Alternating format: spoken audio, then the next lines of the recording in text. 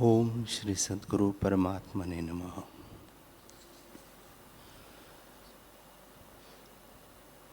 श्री योग वशिष्ठ महारामायण निर्वाण प्रकरण सर्ग 181। श्री वशिष्ठ जी बोले, हे रामचंद्र जी, चिदाकाश ब्रह्म अपने आप में स्थित है। जैसे जल अपने जल भाव में स्थित है और उसमें जो चैतन्य मुखत्व होता है उसको मुनीश्वर चित्ताकाश कहते हैं। उस मन में संकल्प विकल्प उठने से जो अनंत कोटि ब्रह्मांड बन गए हैं उनका नाम भूताकाश है। मन से उपजते हैं, इस कारण इनका नाम भूताकाश है। ये संकल्प मात्र है, आत्मा से भिन्न नहीं। श्री राम जी ने पूछा, हे भगवन, यदि यह नियम है कि ब्रह्मा के दिन में प्राणी उत्पन्न होते हैं, रात्रि में उनका प्रलय होता है और जब महाप्रलय होता है तब कोई प्राणी नहीं रहता, सब ब्रह्म सत्ता में लीन हो जाते हैं और सब जीवन मुक्त हो जाते हैं, केवल सूक्ष्म ब्रह्म ही शेष रहता है, तो उस सूक्ष्म ब्रह्म में फिर कैसे सृष्टि उत्पन्न होती है, सो कृपा करके आप कहिए। श्री वशिष्ठ जी बोले, हे रामचंद्र जी, जब महाप्रलय होता है तब सब भूत नष्ट हो जाते हैं और ब्रह्म सत्ता ही शेष रहती है। उसको तुम मानते हो क्योंकि तुमने भी कहा कि पीछे ब्रह्म सत्ता ही शेष रहती है। जब तुमने माना कि सबका कारण ब्रह्म ही शेष रहता है, तब सोचो वह ब्रह्म सत्ता शुद्ध स्वरूप और आकाश से भी सूक्ष्म है, वरन आकाश के 1000वें भाग से भी अति सूक्ष्म है। हे रामचंद्र जी, ऐसे सूक्ष्म ब्रह्म से जगत की उत्पत्ति कैसे कहो? और जब उत्पत्ति ही नहीं तो उसका प्रलय कैसे हो? यह जगत जो दिखता है वह ब्रह्म का हृदय है। अपने स्वभाव सत्ता का नाम हृदय है।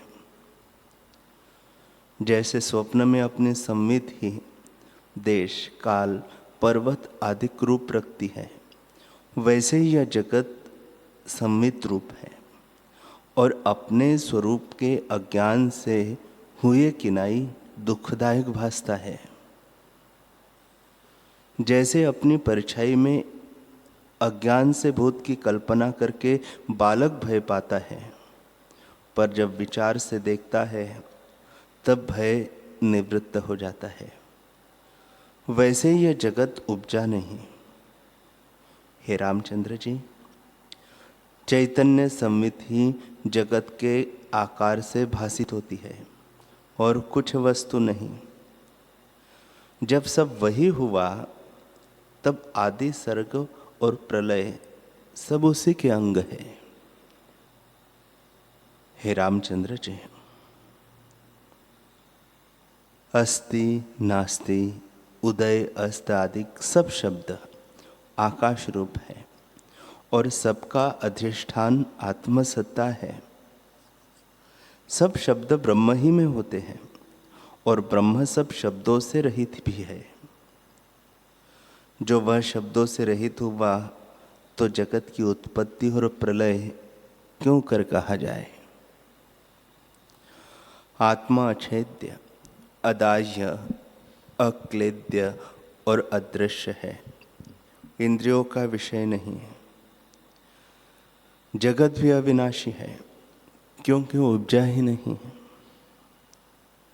हे रामचंद्र जी, जगत भी आत्मा से भिन्न नहीं, आत्मरूप ही है। और जब आत्मरूप है तो विकार कहाँ हो? सब शब्द और अर्थ का अधिष्ठान आत्मसत्ता है। इससे जगत ब्रह्म स्वरूप है। जैसे अंग वाला सब अंग अपने ही को जानता है, वैसे ही सब जगत ब्रह्म के अंग है और वह सबको जानता है। वास्तव में आकाशवत स्वच्छ और देश काल वस्तु सुख दुख जन्म मरण साकार निराकार केवल अकेवल नाशी अविनाशी इत्यादि सब शब्द और अर्थ उसी के नाम हैं। जैसे सब अवयव और अवयवी पुरुष के हैं, जो उनको फैलावे तो भी अपना स्वरूप है, जो समेटे तो भी अपने अवयव है, वैसे ही उत्पत्ति और प्रलय सब ब्रह्म ही के अवयव है, भिन्न नहीं। परंतु भिन्न किनाई जगत हुआ भासता है। जैसे सूर्य के किरणों में जल उत्पन्न नहीं हुआ, परंतु हुए किनाई लगता है और किरणें ही जल होकर दिखती है, वैसे ही आत्मा जगत के आकार से भासता है, वह आत्म स्वरूप ही है। हे रामचंद्र जी, शुद्ध चिन्मात्र ब्रह्म रूपी एक वृक्ष है। उसमें जो संवित का फुरना हुआ है, वही उसकी दृढ़ मूल है। चित्त शरीर रूपी स्तंभ है, लोकपाल डाले है, शाखा जगत है, फल प्रकाश है जिससे जगत प्रकाशित होता है, अंधकार शामता है, पोल आकाश है, फूलों के गुच्छे प्रलय है। गुच्छों को हिलाने वाले भौरे विष्णु रुद्र आदि है, जड़ता त्वचा है। इस प्रकार सब आत्म ब्रह्म है। ब्रह्मत्व भाव से भी कुछ नहीं बना, सर्वदा अपने स्वभाव में स्थित है। हे रामचंद्र जी, जगत का भाव अभाव उत्पत्ति प्रलय आदि अनुभव रूप ब्रह्म स्थित है, उसमें कोई विकार नहीं। वह केवल शुद्ध निरंजन निर्मल आत्मा आकाश है। जैसे चंद्रमा के मंडल में विष की बेल नहीं होती है, वैसे ही आत्मा में कोई विकार नहीं होता। वह निर्मल आकाश रूप आदि अंत मध्य की कल्पना से रहित है। तब लोकपाल आदि का भ्रम कैसे हो? यह संपूर्ण विकार आत्मा के अज्ञान से भासित होते हैं। जब तुम एकाग्र चित्त होकर देखोगे, तब जगत भ्रम शांत हो जाएगा। यह जगत भ्रम फुरने से भासित हुआ है। जब फुरना उलटकर आत्मा की ओर आवेगा, तब यह जगत भ्रम मिट जाएगा। जैसे पवन से अग्नि जागता है और पवन ही से दीपक बुझ जाता है, वैसे ही चित्त के फुरने से जगत भासता है, और जब चित्त का फुरना अंतर्मुख होता है, तब जगत भ्रम मिट जाता है। हे रामचंद्र जी, जब ज्ञान से देखोगे, तब अज्ञान रूप फुरने का त्रैकालिक अभाव हो जाएगा और आत्मा में बंधन मुक्ति न भासित होगी। इसमें कुछ संशय नहीं। यह जगत जाल आत्मा में नहीं उपजा, अज्ञान से भासित होता है। जब विचार करके देखोगे, तब अष्ट सिद्धि का ऐश्वर्य तृणवत भासित होगा। राम जी ने पूछा, हे भगवन, यह जगत जाल तुमने चिद्रूप होकर एक स्थान में बैठकर देखा अथवा सृष्टि में जाकर देखा। वशिष्ठ जी बोले, हे रामचंद्र जी, मैं अनंत आत्मा, सर्वशक्ति संपन्न और सर्वव्यापी चिदाकाश हूं। मुझ में आना जाना कैसे हो? न एक स्थान में बैठकर देखा और न सृष्टि में जाकर देखा। हे रामचंद्र जी, मैं चिदाकाश हूं। मैंने चिदाकाश में ही यह सब देखा। हे राघव, जैसे तुम अपने अंगों को शिखा से लेकर नख पर्यंत देखते हो, वैसे ही मैंने ज्ञान नेत्र से अपने आप ही में जगत को देखा, जो निराकार, निरवयव, आकाश रूप, निर्मल, सावयव और फुरने से देख पड़ा है। वास्तव में कुछ नहीं, केवल आकाश रूप है। जैसे स्वप्न में सृष्टि का अनुभव हो, परंतु संवित रूप है, बना कुछ नहीं। और जैसे वृक्ष के पत्ते, टास, फूल, फल सब वृक्ष के अंग होते हैं, वैसे ही ज्ञान नेत्र से मैंने जगत को देखा है। अब मैं भी इस देह में स्थित हुआ पर्वत की सृष्टि को ज्ञान से देखता हूं। जैसे कुटी के भीतर बाहर आकाश एक रूप है, वैसे ही मुझको आगे और अब भी आकाश रूप जगत अपने आप में भासित होते हैं। जैसे जल अपने रस को जानता है, बर्फ अपनी शीतलता को जानता है और पवन अपनी स्पंदता को जानता है, वैसे ही मैंने ज्ञान से सृष्टि को अपने में देखा।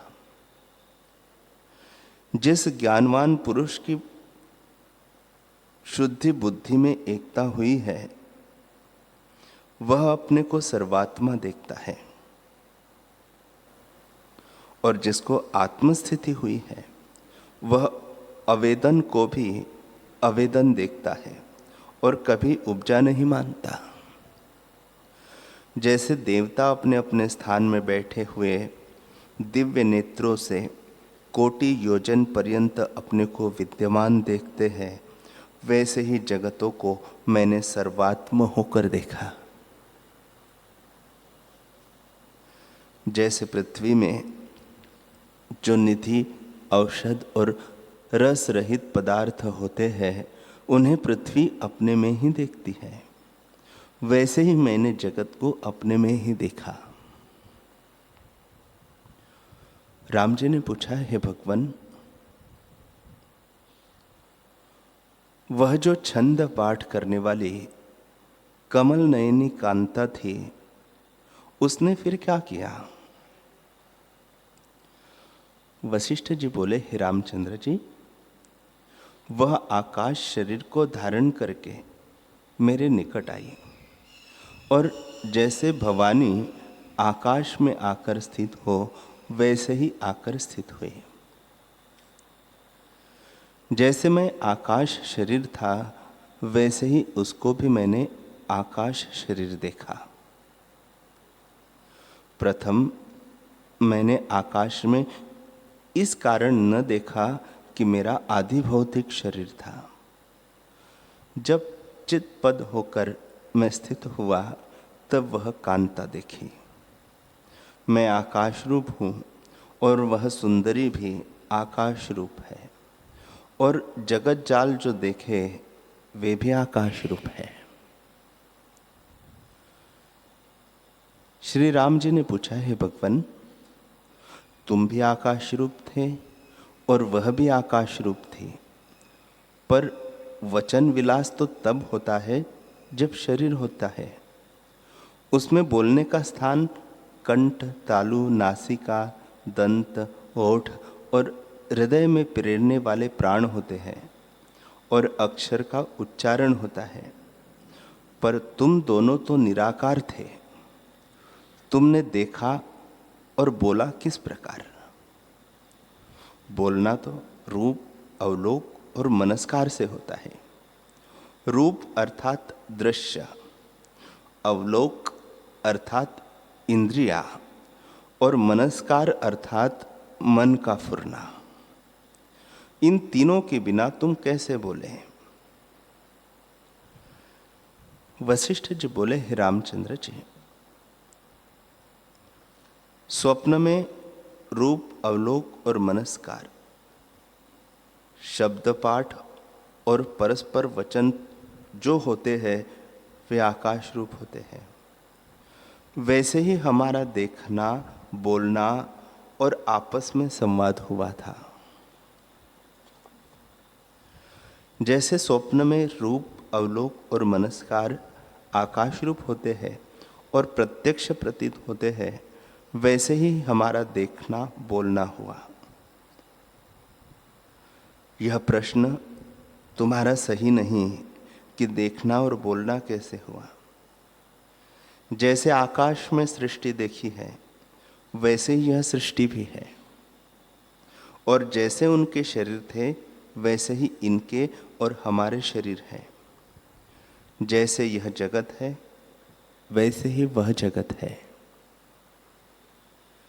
हे रामचंद्र जी, यह आश्चर्य है कि सत वस्तु नहीं भासित होती और असत वस्तु भासित होती है।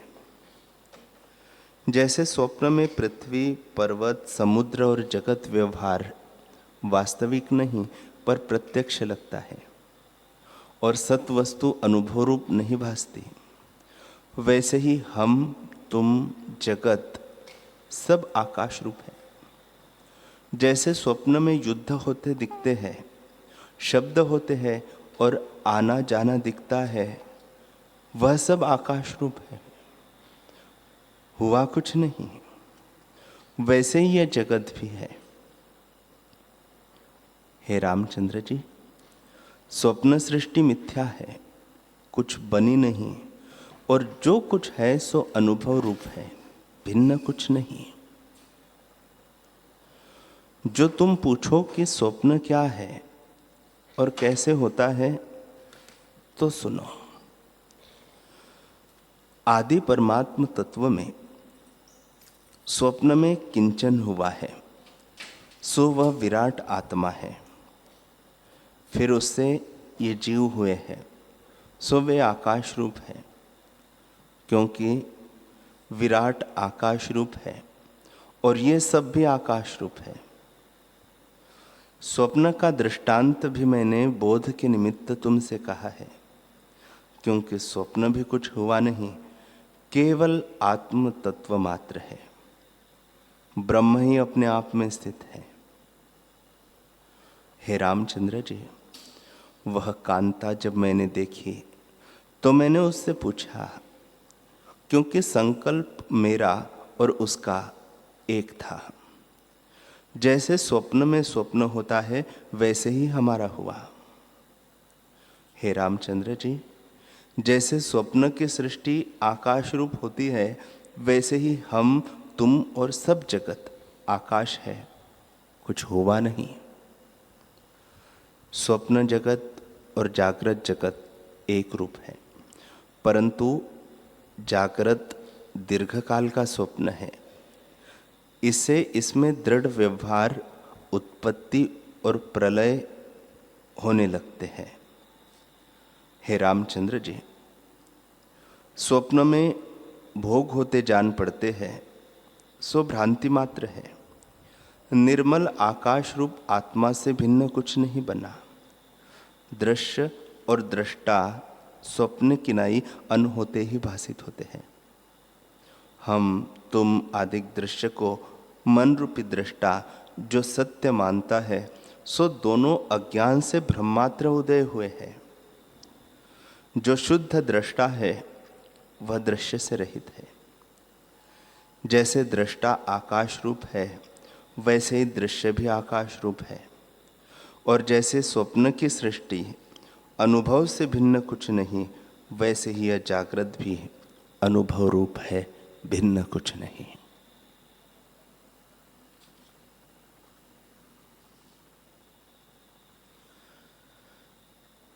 हरि ओम।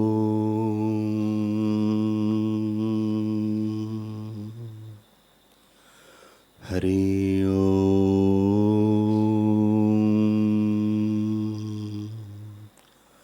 ओम सहना भवतु सहनौ भुनक्तु सह वीर्यं करवावहै तेजस्विनावधीतमस्तु मा विद्विषावहै।